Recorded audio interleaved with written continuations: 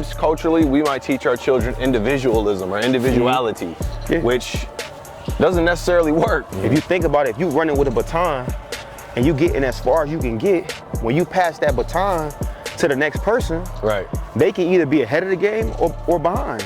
If I got A1 credit and my daughter's getting older and I add her to my card, so by the time she's 18, she got access to 100 grand. Where it's easier on the parent.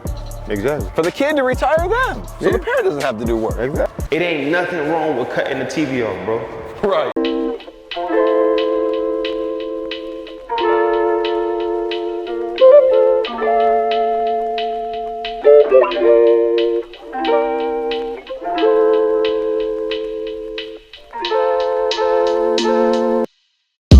Welcome back to Rich Reality TV. I'm in an episode with my boy Dre, and we about to really just chop it up on God Family Business, you know? So, But anyway, what's going on with you, Dre? Man, I've been chilling, man. You know me. Ain't chopped with you in like 2 weeks, bro. Man, you know, I've been chilling though, man. Just, you know, I'm always working, man. Always trying to strategize and stuff like that. But I've been chilling, man. Just trying to focus on myself and getting myself right, getting your mind right. You know how I go. Right. How your daughter been? Getting big on me. Getting too big. She 11 going on 18. Dang. Dang. I don't know how that is. Yeah. I don't know how that is yet. You feel me? But yeah. Soon come. How the wifey? Nah, she good. She good. She's been amazing, bro. We've been building a business. Right. You know, she's been heavily, you know, a huge piece of it. You know, it's my partner, so, you know, we just building it together, and just building a business with your woman is different, you know what I mean? 'Cause it's like, you know, it's love mixed in it, but it's also like, you know, I gotta be tough on her. She gotta be tough on me sometimes too. Right. But it's like iron sharpen iron. You know what I mean? Like we both trying to build something, get to the goal, put on for the family. So you know, it's a dope thing though. It's a dope. And what new business y'all just start? So we got a credit repair business. Started not too long ago.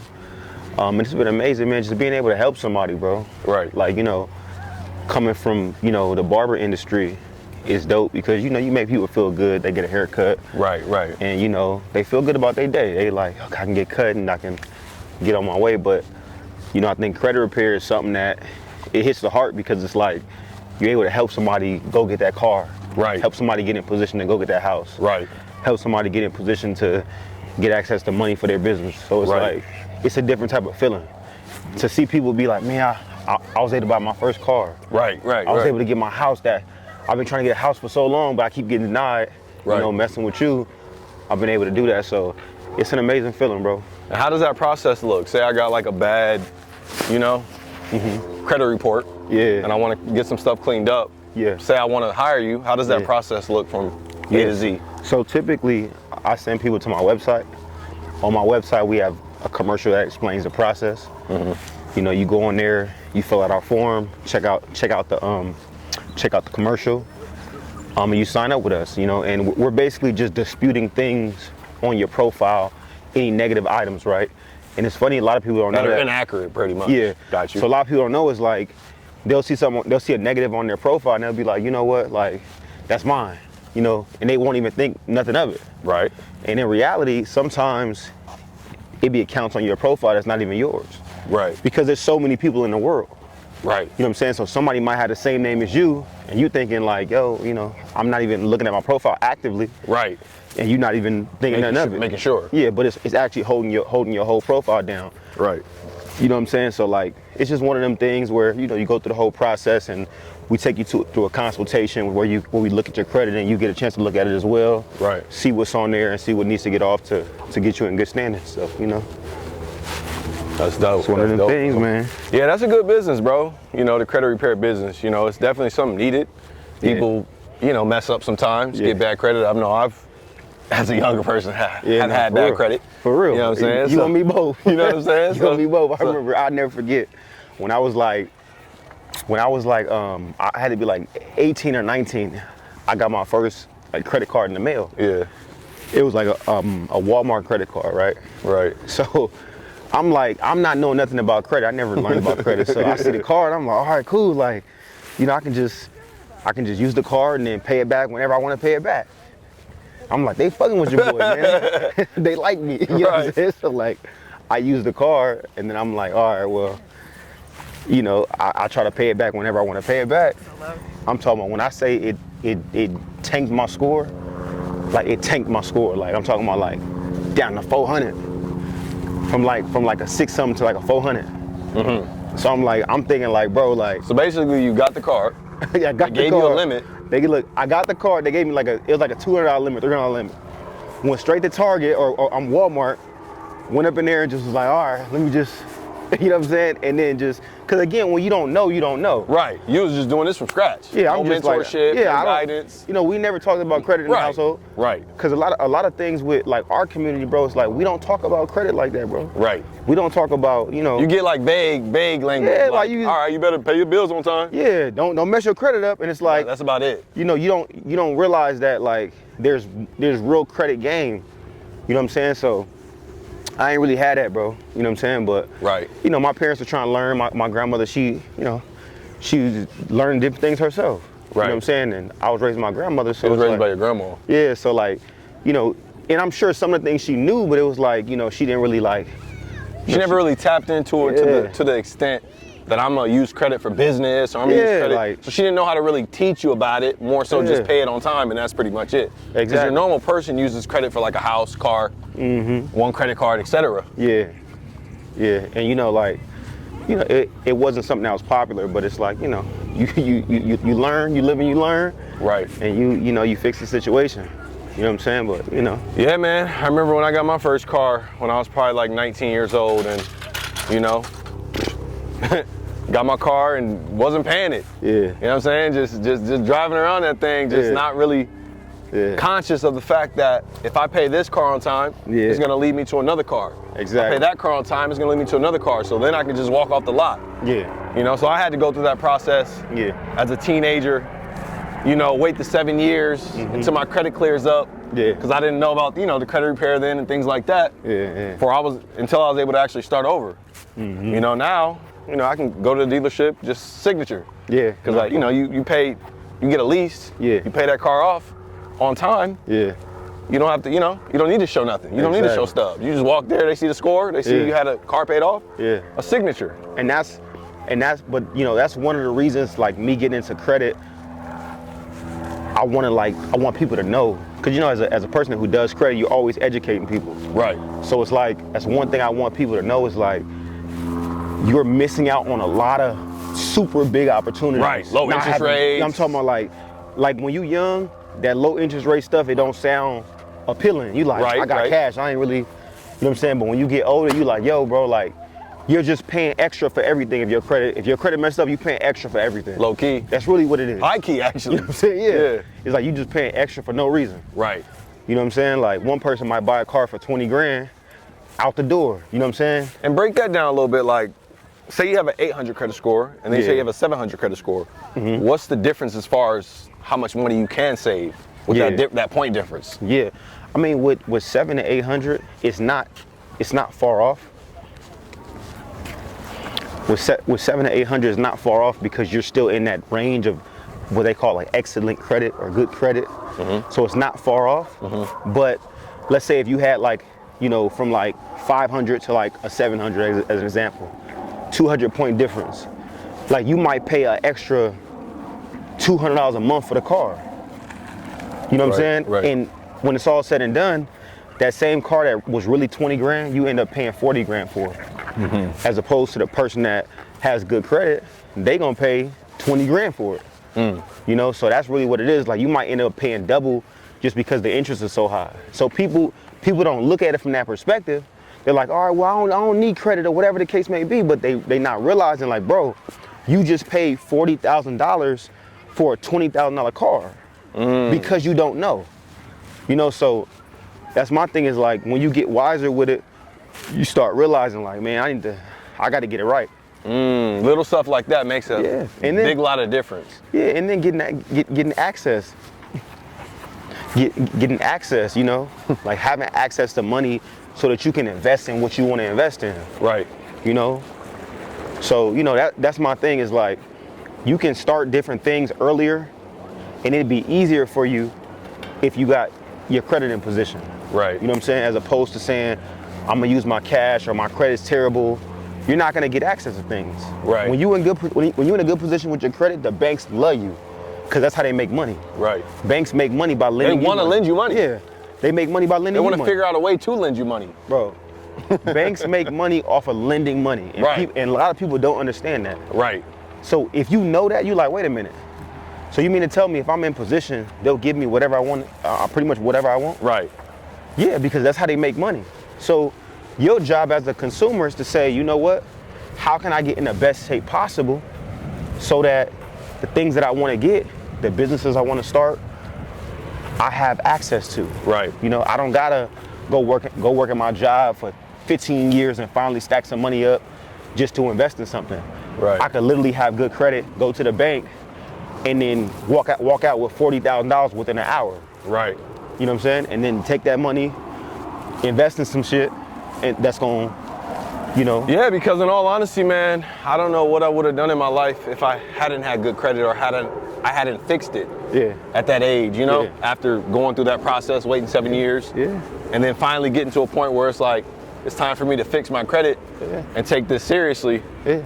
You know, in tough times where I had nobody to invest in me and nobody to help me, is where I used credit. I leveraged my credit. I leveraged my score to get a line of credit. Yep. To get a credit card, to pay for little expenses like camera equipment or recording equipment or different things I needed for my business. Because look, even right now, right? For my business, when I bring clients in, I run ads for my business, right? I run Facebook ads, as an example. And this is a gym. I run Facebook ads with a credit card. Right. So let's say I run $1,000 worth of ads, right, with a credit card. That's not my money. Right. But by all those clients coming in, I'm gonna make $4,000. Right. So I never use my money. You haven't had to use your money at all. Yeah, I didn't use none of my money. And that's the concept of not having to use your money. Exactly. Now break down the rewards though too. Yeah. You get with using these credit cards. Oh yeah. Because people don't really know about that. Reward points is crazy because, you know, unlike a debit card, right? A debit card, you use it, you don't get no points. Cash, you use it, you don't get nothing but what you pay for. But with a credit card, they'll reward you for using the card. So you might get, let's say you spend $5,000 for an example.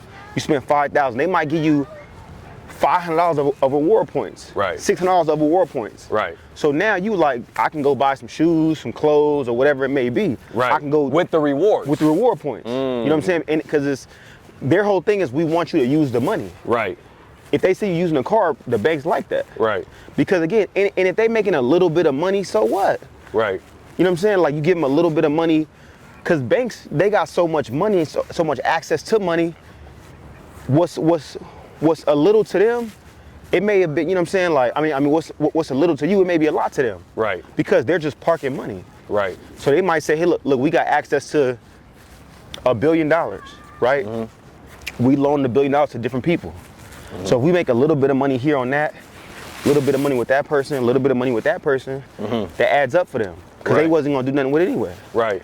You know, so when you think about it, you're like, all right. So the flex really is not only having good credit, but using your credit with a purpose. Exactly. Not just having credit and going to buy shoes, but like you mentioned, you're using your credit card, getting Facebook ads, not having to use your own money.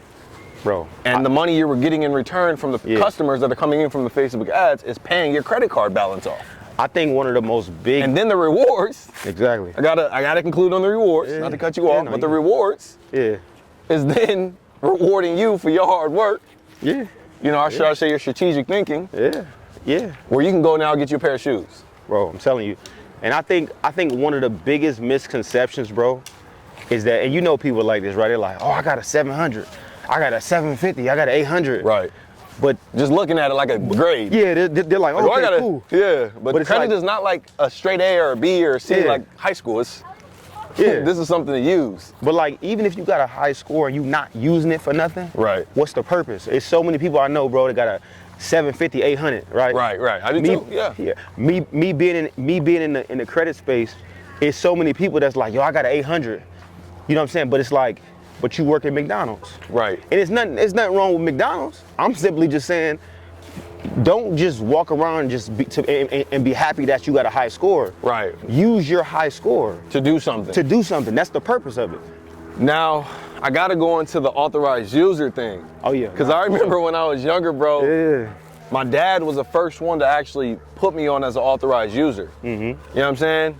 Literally, like, and what that is, and I'm gonna let you explain what that is. Okay. But I remember after my dad put me on as authorized user, I had other relatives that also had great credit, large limits, and I asked them to put me on authorized user, and they was like, nah, I'm not doing that. I'm not doing that with my credit. Could you explain like what an authorized user is and how that could help someone and how that is at no risk to the person? No, for sure. Now, authorized users is one of the biggest keys to credit to me, because it allows a person that doesn't have good credit to basically use someone else's history to benefit them, right? Right. So if you had A1 credit, right? You got a 750, you got an 800. Right. You have a credit card where you never missed one payment. You could add me on your card as an authorized user. I don't have access to the card. So I can't take the card and spend no money or whatever. Right. But your history of that card shows up on my profile. Right. Right? Your payment history. Exactly. Right. Your payment history shows up on... The good payment history. Yeah, it shows up on my profile. Right. So what happens is, if I'm trying to build my credit and I got good payment history that's showing up on my profile, it makes me look amazing to the banks too. Right. So a person that's trying to build their credit, they can go and get added as an authorized user on somebody's card, and now it shows good payment history. Right. So now you can go into a Bank of America or a Wells Fargo or a Chase and say, look, let me get that $10,000 credit card. Right. All because. So would you classify that as generational wealth? Our little sneak peek of that? Yeah, 1000%. And it's a million different ways of generational wealth. Most people that, when you first start learning about generational wealth, you're like, all right, real estate. Right. Just straight real estate. But that's just one form of it. That's one. But it's like, it's so many ways. It's so many ways, bro, to build generational wealth. And credit is a huge one. Because if you think about this, if I got A1 credit and my daughter's getting older and I add her to my card, so by the time she's 18, she got access to 100 grand, 200,000, 500,000. Based off credit. Based off credit. Because again, you could take it and do whatever you want to do with it. You can invest in different things, whatever you choose to do. Right. Right. So when you think about, how people be talking about generational wealth, it's in different forms. Right. And credit is definitely one form of it. One form of it, bro. Right. I don't have to start from scratch and go get a secured card, bro. And put $500 on a secured card of my own money and build my credit. I can have someone that already has credit, like a parent, an auntie, uncle, brother, sister, get put on as authorized user, get that good payment history, then go to the bank and say, hey, this is the payment history I have. Exactly. I want a $5,000, $10,000, $20,000 credit card. Exactly, bro. You know? So imagine that real quick. Imagine like, by you as an adult, we always talk about we getting older, bro. Right. You know what I'm saying? We getting older. So now we become the big homies. Right. We become the older cats that young cats are looking up to, like, okay, what's the play? And that's the thing, is that as we get older and wiser, we gotta keep our shit tight. Because at the end of the day, if we don't, our little brothers, our little cousins, our kids, nieces, nephews, they don't got as many opportunities, bro. That's true. If we keep our credit tight and do what we need to do, now I might can add my little nephew. I might can add the little homie. I might can add my daughter. You know what I'm saying? I have a son, I can add my son, whatever it may be. Right. And now they can walk into a bag and invest in something and get a better chance at being successful. Right. Cause that's all it is. It's like when I look at life like a marathon. It's like how Nipsey say, right? Mm-hmm. You look at life like a marathon, but I also look at life like a relay. Mm-hmm. If you think about it, if you running with a baton and you getting as far as you can get, when you pass that baton to the next person, right, they can either be ahead of the game or behind. True, because you guys are in the same race. Exactly. So when you pass that relay, exactly, like a relay race, here you go. I'm still in the race. Yeah. I'm just passing it off. Exactly. Now I'm watching you go ahead and finish. Yeah. You know? And think about this. When you pass it to them, if you behind in the game, then you pass it slow, it's gonna slow up the next generation. Slow up the next generation. If they pass it slow, it's gonna slow up the next generation. So when you think about it, it's like all you can do is go hard and teach the next generation, hey, listen, when I give you this, take it, apply what you need to apply, go hard, believe in yourself. You know what I'm saying? Don't, all that. You know what I'm saying? Do your thing. So when you pass it to your kids or your nieces and nephews, whatever it may be, you can get them ahead. See, that brings me to the topic of family, you know, because that main concept of relay race makes me think of other cultures and how you have cultures that teach their children economics, teach their children the fundamentals of life, versus sometimes culturally we might teach our children individualism or individuality, which doesn't necessarily work. You know? You don't need no man, you don't need this, you don't need that. All you need is, you know, yourself. But when you have that relay mentality and you compare it to other cultures and see the fact that they're applying these concepts, you know, they're teaching their children credit, they're putting their kids on as authorized users. You know what I'm saying? Setting their kids up where it's easier on the parent. Exactly. For the kid to retire them. So the parent doesn't have to do work. Exactly. You know what I'm saying? So just by passing that baton, it makes it easier on yourself because you can look at it like a business. Yeah. That's you real. know? That's real, bro. And at the end of the day, it's like, you got to do it for your family. Could you give me a scenario in your family where you was in a situation where you didn't get the help? Yeah. I mean, before you knew the information you know now about authorized users and the importance of credit. I mean, it's been so many times where it's like, you know what, like even just with understanding credit in general, right? It's like, you know, just grow. Shit, I'm gonna bust my shit. Cut the bloopers. Cut it out. Nah, he probably cut it out. What about tripping and fell in the water? Crazy. I'll be crazy. No, but nah, man, it's been so many different you know different scenarios, but one that I will say is just trying to go get a car. And it's like, you know, when you're trying to get a car and you don't have credit, it's very hard for you to get your first car, like your first car note. Right. If you don't have any credit. Right. Right? So, and this is small, but it's something that I want people to really get is like, let's say if my parent or whatever added me as an authorized user when I was younger, by the time it's time for me to get a car, I can go walk on the lot and get whatever I want. Right. You know what I'm saying? If I got a job that I can pay for, or if I got access to money where I can create a business, I can walk right on the lot and get, my first car can be a, you know what I'm saying, Bentley, S550, whatever it may be. Right. Because we understand money. Right. And we understand credit. Right. So if my credit's A1, it's nothing for me to walk on the lot and say, oh, I want to get that. And a lot of times, people don't get what they want. People get what they have to get. Right. And that's my thing too. Is like, this life is to be lived. Go get what you want to get. Don't get what you have to get. Right. You know what I'm saying? But you get what you have to get because at the end of the day, you don't know how to get what you really want. Right. You know what I'm saying? But again, that's why we got to push the conversation forward. See, and that brings me to another point, the fact that you're saying this life is to be lived. Yeah. Every single human in this world is a stakeholder.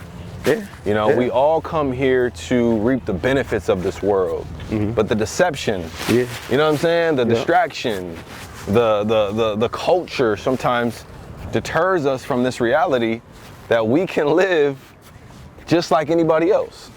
All the opportunities are there. There's no one stopping you. There's no one in your way. What's in your way is pretty much not taking the time to get the information, not taking the time to learn, not taking the time to tap into things that you're gonna need to tap into regardless. Well, I always say, look, it ain't nothing wrong with cutting the TV off, bro. Right. It ain't nothing wrong with riding in your car and being like, you know what? Today I'm gonna do the podcast. Right. I ain't gonna do the music today. I'm gonna do the podcast. Right. You know what I'm saying? Because again, especially in today's day and age, we got so much technology, bro. And we got so many, you know what I'm saying, different apps and different platforms where you can learn things like just easily. There's really no excuses. Bro, like it's so many times where I'm riding, I might just cut on YouTube and just listen to a podcast, bro. Likewise. I might just cut it on and be like, okay, cool. That's how you learn about marketing. That's how you learn about real estate. That's how you learn about all the things that I'm into. Any particular podcasts or any particular like people you listen to or you suggest to listen to? So you know what? I gotta start by saying Robert Kiyosaki. How you doing? I gotta start by saying Robert Kiyosaki, bro. I listen to a lot of people, but Robert Kiyosaki changed my life, bro. Robert Kiyosaki's he's the author of Rich Dad Poor Dad. Right. It's a book called Rich Dad Poor Dad. Right. And he was like the first, I would say, like, business person that I really got into. Right. And that book, it changed my whole perspective on business. So I watch a lot of his stuff. From him, I started getting into Jay Morrison. Jay Morrison, a real estate investor. He actually created, not just created, but he created, it's probably about 5 years ago, 6 years ago, the new Black Wall Street. You know, Black Wall Street was bombed, you know, back Oklahoma. in the day. Yeah, it was bombed. So his thing was like, you know what? That was something that we had that was important. You know what I'm saying? Where a lot of successful blacks, they lived in one neighborhood. What's your take on it being bombed? I think it's bogus. This is fire. Nah, this is nice. Yeah, I think it's bogus, bro. Because at the end of the day, it's like anytime somebody else get into it, and you go and, you know, pull the rug from underneath their feet because you feel like, you know, you feel how you feel. I think that's corny. You know what I'm saying? So for me, I look at it like, nigga, that's some cornball shit, bro. Because they was doing their thing. They wasn't bothering nobody. Successful, providing for their family, for their kids, for their, you know, for their people. And you like, you know what? I don't fuck with them for whatever reason. And it ain't really no reason except jealousy. Jealousy. Yeah. You know what I'm saying? So to me, that shit is crazy. But I think anytime you trying to stop somebody else's shine is crazy, bro. Because I always think, like, how would they have prevented that? You know, I always think to myself, like, what could they have done to prevent that? Having power, bro. Well, how does power look? I mean, to me, I look at it like black people get picked on, bro, because there's no repercussions that come with picking on them. It's the same way when you in school and a bully, he might, watch out, get out my way. Right. Right? And if you a pushover and he feel like it ain't no repercussions that come with that, then it's gonna happen all day. Because it's just them type of people in the world. Unless you stop it. Okay. So to me, that's really the problem. The problem ain't, oh, well, you know, we gotta march and we gotta let people know we're tired of this shit. No. Because that's just talking. That's just talking, bro. Right. If I get bullied and I walk around school, we gotta stop bullying. No, nigga.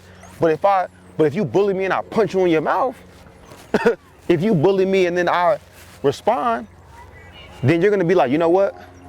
So I'm not saying let's go and be on some violent shit. I'm simply just saying you gotta know how to protect yourself. How to set boundaries. Yeah, how to set boundaries.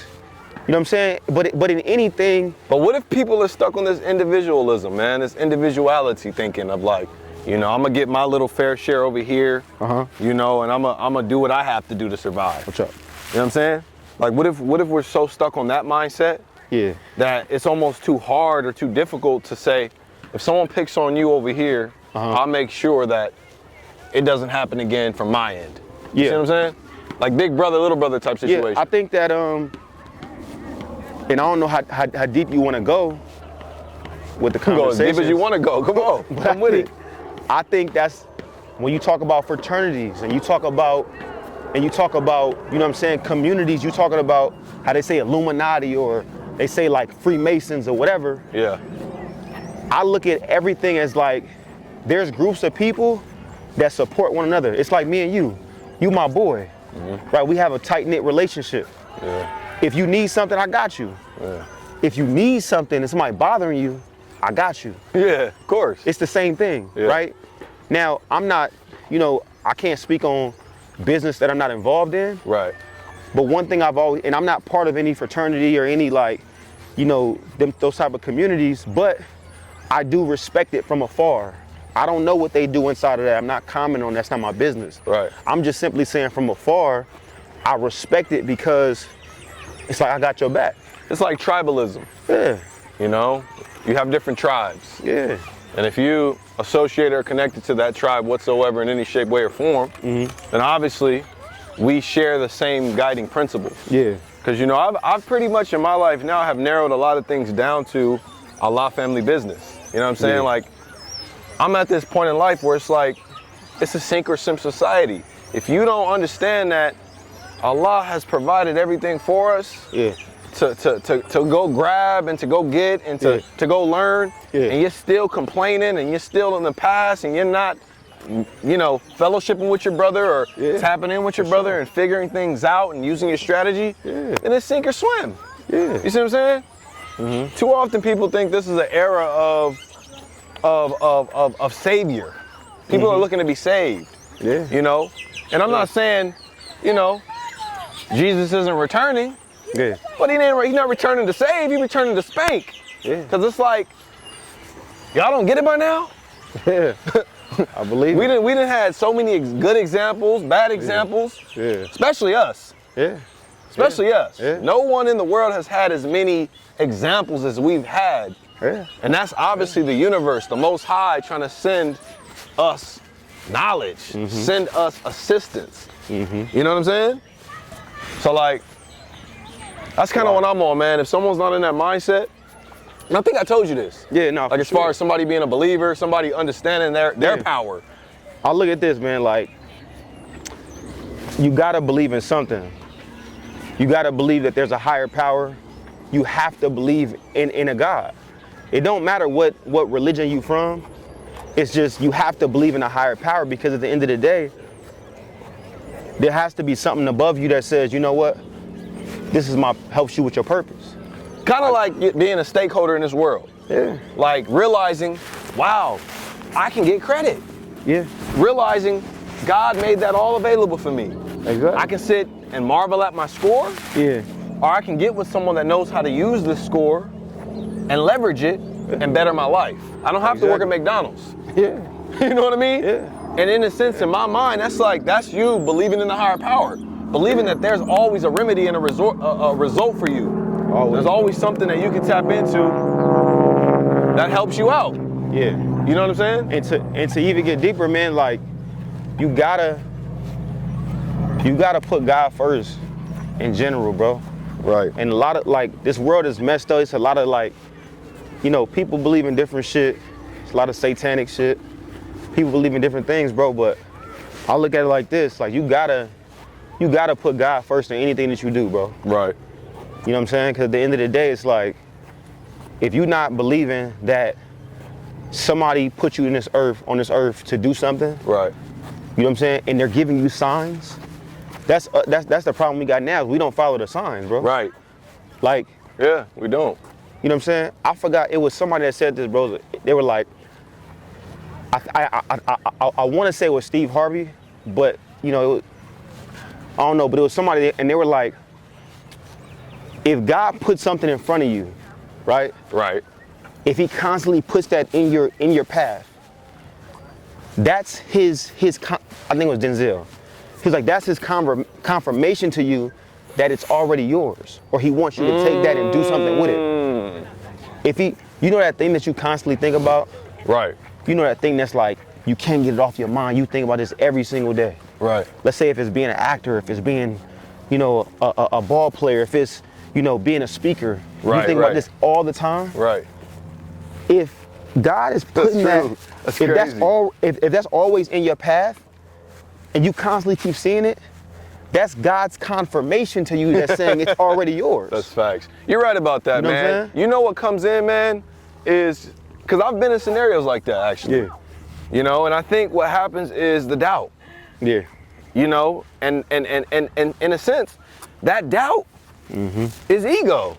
Because it's like, well, I feel like it's two things, right? I'm gonna say one is ego, but I'm gonna say two is you being afraid. Because God might put, let's say, music in your life. You should use this drum set. You know, you should be a musician. You should use this drum set to do amazing things, right? He puts it in your path. You like, nah, you know what I'm saying? Because you like, I don't, you know, or God gives you a voice and it's like, you know, he's like, sing. And you like, nah, I don't want to sing because these people be talking about me when I sing, and I'm embarrassed to get on stage, and it's like, he puts it in there again, boom.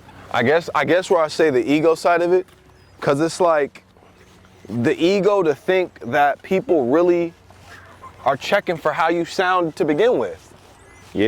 You know what I'm saying? Yeah. The ego to think like I'm so important that people are gonna critique me that much. Yeah. When in reality, it's like this older guy said, man. He's like, I can't remember his name, but he was on IG or something. He was all like, in your 20s, you really care about what people think. In your 40s, you kind of care a little less of what people think, and in your 60s, you realize nobody was thinking about you at all. It's real. And I heard that, I'm like, man, that's crazy, because it's like 9 times out of 10, so many people have their own things going on that they're really not looking at what you're wearing, what shoes you got on, how your hair look. Really don't care. It's us in our own internal minds creating these concepts. You know, creating these ideas in our minds, thinking people really are judging you and things, and so that's where the doubt then comes in. Well, I think this, right, and that piece, but also the people that detour you from what's meant for you because of their fears in their own life, right? So I might see you singing